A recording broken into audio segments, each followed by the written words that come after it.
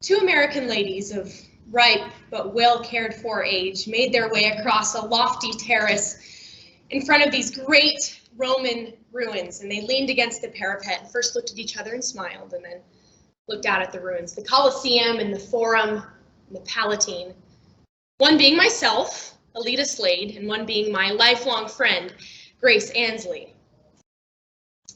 And I said to her, luncheon hour had passed long ago, and so we were the only ones on this terrace, and I said to her, well, why don't we just stay here? It's the most beautiful view in the world, isn't it? And Grace, who was much less sure of herself, said, yes, it always will be to me. The similarity of our lots, me and Grace, had often brought us together in our lives. We had grown up together, we'd met here in Rome, and we'd got engaged and married around the same time, and just a few years back, our husbands had both died, which brought us together again in some familiarity and comfort.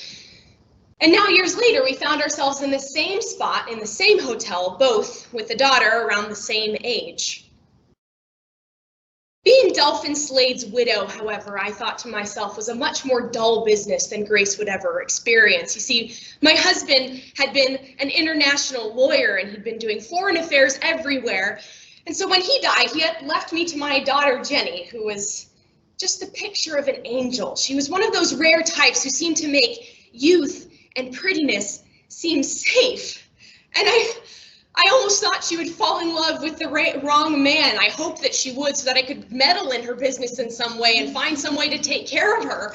But instead it was she who took care of me and made sure that I took my tonic every night. Unlike Grace's daughter, that Barbara, who had sort of edge to her. She had a more effectiveness, as they say these days. As we settled into our seats on the parapet, I brought this up to Grace and I said, you know, I appreciate your daughter Babs. She's not like my daughter. I always wished I could get a brilliant daughter. Instead, I got an angel instead. Grace had drawn forth her knitting needles and she laughed faintly and she said, yes, Babs is an angel too. I said, well, yes, of course, but she has these rainbow wings. And I broke off in a trail of self-disgust. But I never cure myself of envying her. I took note of her knitting and I thought to myself, she can knit in the face of this, how like her. And so I viewed my friend Grace Ansley through the wrong end of my little telescope. So I stood up and I leaned against the parapet again and I looked out, tried to tranquilize myself with the beautiful view. The golden dusk was soon setting and my eyes landed upon the Colosseum. I turned back to Grace and I thought to myself, I must make one last effort not to hate her. I laid my hand on her arm and I said, you're not afraid, dear? It's getting dark. I know you used to have a very delicate throat and you had to come in early every night, except for that one night where you were out late and you got really sick. Aren't you afraid? She said, oh no, the Forum is deathly cold in the dark, but not up here, we're fine. And I said, yes, the Forum did get deathly dark. The Colosseum too, you know, it got really damp and cold at night and the lovers would go there to meet where they couldn't meet elsewhere. You knew that. But yes, I can't quite remember. Why do you bring it up now? I wasn't planning on this, but I burst forth with suddenly, because I simply can't bear it any longer. She looked up with pale, wide eyes and she said, bear what? You not knowing why I've always known that you went out that night. You were going to meet my fiancé, and I can quote every word of the letter that took you there. And she stood up and her knitting needles fell to a panic-stricken heap on the ground and she looked at me and she said, no, please don't. I said, so that's it, isn't it? That's what took you there that night.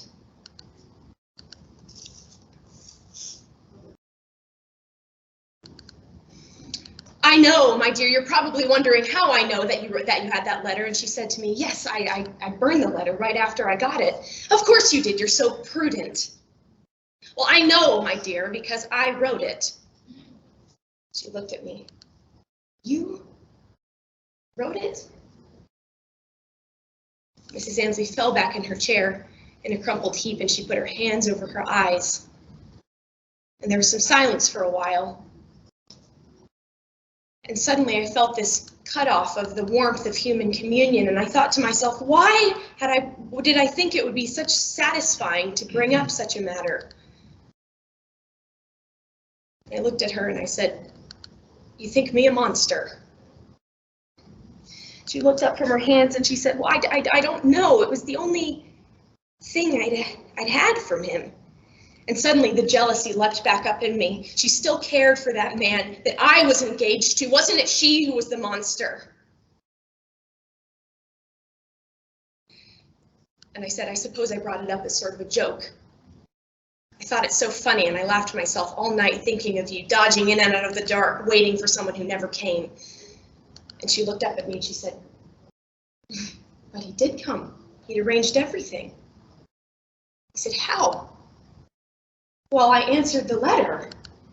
And I covered my face with my hands. "Oh, you answered the letter. I never thought of you answering the letter." And suddenly she stood up and she gathered her things and she put her fur scarf around her and clasped. She said, "Yes, it's cold here. We better go." She moved ahead of me.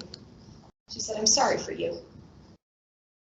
And it sent a sudden pang through me, and I gathered my things, put my coat around me. "I don't know why you should be sorry for me. I'm the one who had it for 25 years. You only had a letter that I wrote." She had been silent. She turned slowly towards me. And with a look of disillusionment and some pity, she said, "I had Barbara." She turned back towards the stairs, and the darkness of the stairway enveloped her.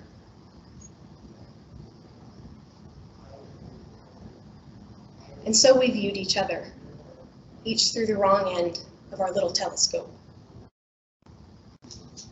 Ooh.